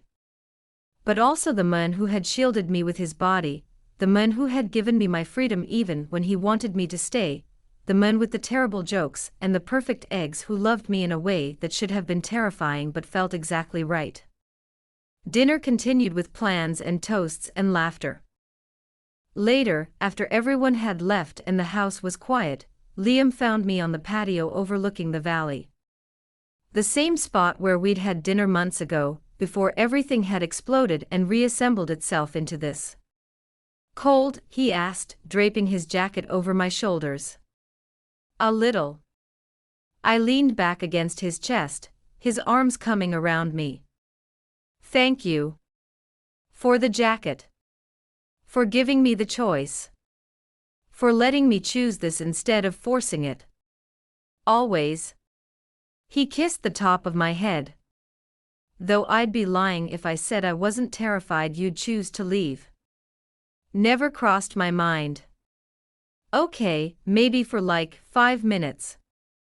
But Thor would never have forgiven me. Just Thor." I turned to look up at him, letting him see the truth in my eyes. "I wouldn't have forgiven myself. You're it for me, Liam Luminari. The complicated, dangerous, surprisingly domestic love of my life. That might be the most romantic thing anyone's ever said to me." "Then you've been hanging out with the wrong people." "Not anymore." He kissed me, slow and thorough, tasting of wine and promises. "Ready for bed?" "In a minute." "Want to stay here a little longer?" So we did. Stood there wrapped in each other, watching the stars come out overhead as the mountain air grew cold. Two people who had found each other in blood and chaos, building something real out of impossible circumstances. "Eva."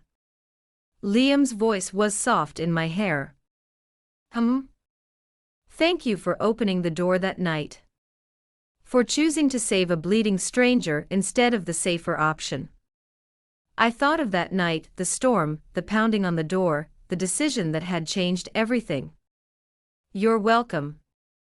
But, Liam. Yeah. Thank you for being worth saving. We stood there in comfortable silence, and I realized this was it. The happy ending that wasn't really an ending. Just another beginning. Messy, complicated, dangerous, but completely and utterly ours. Some fairy tales start with once upon a time. Ours started with blood and thunder, and a woman stupid enough to open her door to danger. And maybe that made it better. More real. Earned, not given. And either way, I wouldn't have changed a single moment.